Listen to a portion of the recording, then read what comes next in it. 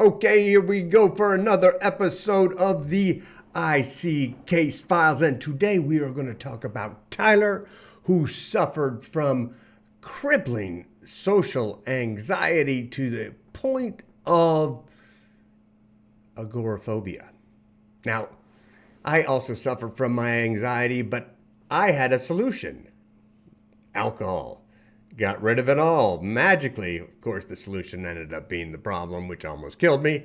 I don't know which is better, because when you've got the social anxiety so bad that you can hardly walk out in public, you're always getting your system's always getting in a state of fight or flight, and that stress is not good for you. But alcohol pretty much destroys every organ and every other piece of your body pretty thoroughly, so that ain't good for you either. Either way, today we're talking about Tyler, and let's do a little history first. Tyler grew up in a good family, but in this family they didn't express emotions. You know, they loved each other, but they never said, "Hey, I love you. You're the best. You can do it." Communication was just weak, and that wasn't parents' fault. They just grew up in a place where that's the way it was. You didn't talk about your emotions. You didn't tell people you loved them. And also the father was never around because they'd come over from another country totally broke with $27, and the father had to work his butt off.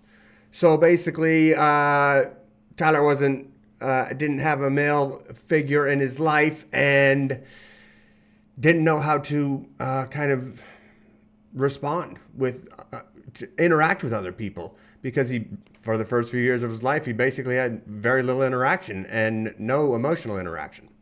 Okay, so what was going on? I'm going to show you two things. I like to go through kind of the IC solution, the thing that I use to work through pretty much every problem. Okay, and I'm going to jump over to another screen here. Right here, where I'll just show you the very quick. So in his head, this is the inside of Tyler's head here. And he had two things going on. He had one voice screaming at him, be afraid, be anxious, don't get out of line, don't say the wrong thing. And, you know, and while his other voice was like, "Well, this doesn't make any sense. Why am I so scared? There's nothing really wrong with me. I'm okay." But this voice was so loud that it always overcame, sent so much, and the emotions were so strong that it always overcame. That was the way he looked at the inside of his head. All his thoughts and all emotions were his own. So when something was screaming, "Be afraid, don't go out there, you're a loser, you're at the bottom of the pecking order," he started to believe it.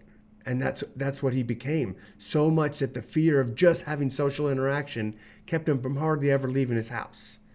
Now, over here with the IC perspective, this is just another way to look at what's going on in the inside of our brain, where you've got your consciousness that uses the conscious brain up here, this lovely little guy up here, and then this huge, massive subconscious brain that basically is running the show 90% of the time. But then you kind of have a co-pilot, which I call the Instinctual Core, which is made up of a set of your survival instincts, the culmination of all your survival instincts that are genetically encoded in you, that have the ability to learn with this dumb but really quick brain. And this starts to operate long before your consciousness even starts to come on the scene, as your conscious brain, your cortex, starts to develop. So with the IC perspective, instead of looking at yourself as all the thoughts and all the emotions that are going on inside of your head, what we do is say, "Hey, this is us up here. This is Tyler." Tyler realized that he was his consciousness, which basically consciousness, the easiest way to say that is that's the thing that knows that you're the one inhabiting the inside of your body. You're the one that's there. Your sentience, your self-awareness, okay? And he was the one thing he was in control of was his conscious brain. And then with the instinctual core, the IC the IC solution, we take on the IC perspective, where we look at this instinctual core as a totally separate entity, kind of like a co-pilot that has a separate agenda than us. But why would we want to separate from that? Because we have this co-pilot that's made up of our survival instincts that are supposed to keep us alive, right? However, this co-pilot was made for a different time. This co-pilot was made for a world of 30,000 years ago, a world where there were daily threats to our lives from predators, from rival tribes every single day. And our tribe was made up of 100 people. It was always on the alert. Okay, so today, in today's world, this instinctual core is still thinking the same thing is happening. And now our tribe has become global, and we see the global threats, and we see, and for Tyler, in this case, it wasn't about really the threats. He wasn't afraid of being killed on a daily basis, but the instinctual core is a pretty advanced instinctual core. We are quite an advanced species. So let me show you what was going on. And I basically want to introduce to you the user's guide. This is what we've created to basically break down everything that the instinctual core is doing inside of us. And so all inputs, our sight, our hearing, our taste, basically every external event is processed through the activation filter. And if it's an immediate threat, it gets set off, and the instinctual core is able to basically take over with the one of three reactions it's always trying to do: to destroy the threat, avoid the threat, or attain the treat. But it's also working on quite a number of different layers: the physiological, the safety, belonging, pecking order, IC evaluation, and manageability. We're not going to get into all that. But then, since it is faster than the human, it gets first choice. And it tries to force the human, Tyler, to do what it says. Okay? To respond to the threats, whether they're actually threats or not. And you probably know where this is going, because going out into public and interacting with people is not a real threat to your life. But that's what the instinctual core was doing. So let me break this down for you on how it was working out for Tyler in this world. So previously, before he ran into the IC solution, this was Tyler's world. This was his brain. He was all the thoughts and all the emotions that were involved. There was no separation. So when he felt anxiety, he was the anxiety. And the anxiety was him. They were one. So he had no method of separation. And because alcohol didn't do the trick for him like him, he was always there suffering from it. Or any other substance. A lot of people turn to all sorts of substances to get over their anxiety. Okay, but what we did when he decided to take on the IC perspective, to start to see the instinctual core as separate from him, his whole world, the whole inside of his brain opened up to a new world, to be able to see everything that was going on. Now, previously, when we were in this world, when all the fear and demands and cravings were his own, these things would eventually max out, and he would just be in such a state of overwhelm that eventually he could hardly even leave his house. There was no amount of willpower that could will him to go and say, I'm going to go to the grocery store. It just was so overwhelming, and the safety of his house was the only place where he could keep this down below his level.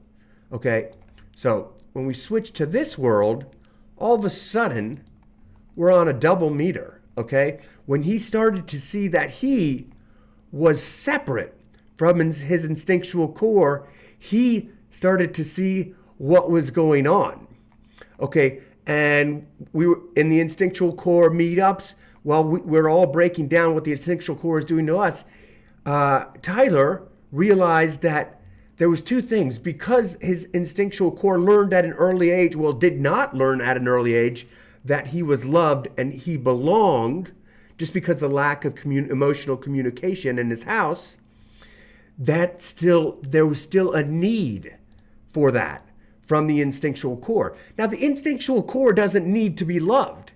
It needs you to survive, to pass on your genes to the next level. That's all it cares about.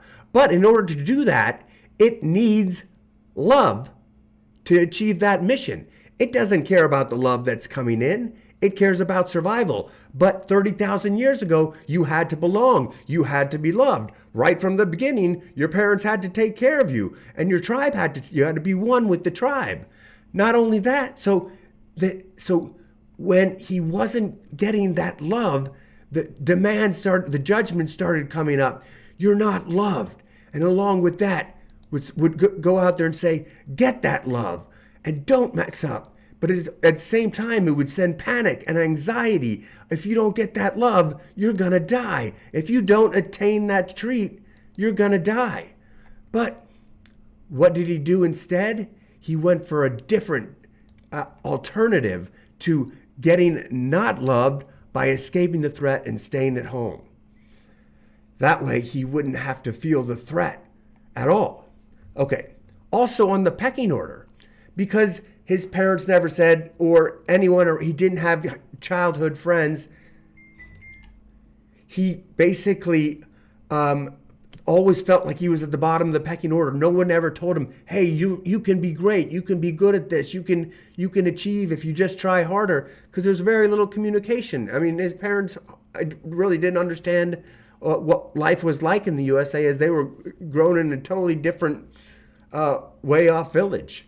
And so that would bring kind of the instinctual core. What it does here, it automatically places Tyler at the bottom of the pecking order, because he walked in, and the first day of school, for instance, he went into this new tribe, didn't know anything about anyone, didn't know how to interact with the kids, so it placed him at the bottom. More fear. Be afraid. Do not step out of line. Do not go above your position in the pecking order. Do not take little steps to try and be cool, but do not act out. Stay in line. And at times try to attain a little treat, make someone laugh, to move up a little bit in the pecking order. But for the most part, just keep your place. Stay against the wall and do nothing. And so this led to this situation where he kept on spiraling. And basically, this is the ultimate form of an IC hijack, where he lived his life totally controlled by the instinctual core screaming at him. Now, but the beauty of this separation of when you take on the IC perspective, Tyler started to realize, hey, this thing is trying to save my life, because it would do so if I got loved, and it would do so if I moved up to a higher position in the pecking order. But that wasn't true in this world. And it was going about it the wrong way anyway. What it's trying to do worked in a world of 30,000 years ago, but it wasn't working for him at all. So he decided to take on the perspective of where the IC is separate. And he was then able to move on to learning how to let all of that pass through, letting the demands. He would hear the demands, don't go outside. And he would hear and he would feel the fear, but it wasn't his fear. It was like he was starting to train the little puppy inside of him that didn't know how to act in this world. So he would feel the fear and just say, I caught you, instinctual core. You're trying to save my life, but keeping me stuck in this house is not saving my life at all. It's making me completely miserable and completely stressed out. And so whenever he felt that fear, instead of saying, I'm gonna do what the instinctual core says and stay here, he would say, I'm gonna do the exact opposite. I'm gonna hear the demands you yelling at me to stay here and feel the fear, and I'm gonna go out there and do it anyway. So he would let the fear pass through him. He would even utilize the fear as an impetus to say, hey, this is telling me to do something important, because I've got to go out there and get out and start to live my life. So he started to learn how to switch from letting it pass through. A bird just hit the window. I hope he's okay. But let me get back to that. We'll go check on the bird after this video. Anyway, so the meter, this guy, instead of, he was still, the instinctual core was still overreacting, but here was Tyler saying, yeah, I hear you yelling, but I'm not going to let it get me up in a bundle. It's going on. You're creating this reaction inside of my body and inside of my brain, but it's not me. And it's just, he started to hear it like it was a dog barking. And the more he just let it bark and just pass through him, the more the instinctual core would say, hey, he's not listening to me anymore. And each time, instead of getting louder and louder and louder until he would listen, he realized, the instinctual core started to realize, hey, Tyler's not listening. And it got quieter and quieter. And Tyler started to go outside in the world and work on things. After he let things pass through, he started to work on life in a different world. He went out in the world with intrigue, with a curiosity to see what's out there in the world. And it's like especially since his problem was with social anxiety, he started to, instead of wanting to need love, to get love, he started appreciating others and show that he cared about others. And he started engaging with others and look for a purpose, trying to help others. And the weirdest thing happened. People started to like him back. People started to love him back. And what he basically did was just say, this thing, this pecking order that this instinctual core is sending at me to slowly move up my way up this ridiculous pecking order, which was absolutely necessary 30,000 years ago, it said, screw the pecking order. I'm just going to go out there and treat every single person exactly like I'd want to be treated. Love thy neighbor as thyself. And he would just start, and he didn't care if these people seemed like he used to always let the IC evaluate where a person was in the pecking order. Like for instance, in the gym, he would go into a gym and see, hey, this guy's too strong. He's above me in the pecking order, and wouldn't talk to him. So he'd go into the gym, and that's the first person he would talk to say, this guy knows what he's doing, and get advice from that guy. And turned out these what he used to call as the muscle heads or the gym rats these were actually great people that had a serious dedication to their craft, and they were happy to share the knowledge. And he started to realize everywhere he went, everyone could be turned into, someone either you just let just be there and not worry about, or someone that you could turn into a friend just by showing you care, you were intrigued, and you appreciated them. And all of life changed for him. All right. That's all I'm going to go on about that, because you might have seen that reminder. I've got to get on one of our IC investigation meetups in 3 minutes here. But just wanted to let you know, if you like this video, please like and subscribe. Yeah, we like that. But more importantly, if you've got something going on, depression, anxiety, addiction, alcoholism, addiction, that is an addiction, but addiction to anything, pills, drugs of any sort, get food, gambling, or you want ready to start something new, the IC solution, we have found a way that it basically can work with all sorts of things. So come visit us at the instinctcenter.com, and check out the quick start guide, and you could be on your way to investigating your instinctual core and making long-term lasting change that will go on forever. Okay, I see you there. Adios. Still don't know how to press stop on this on time. Adios for reals, playa.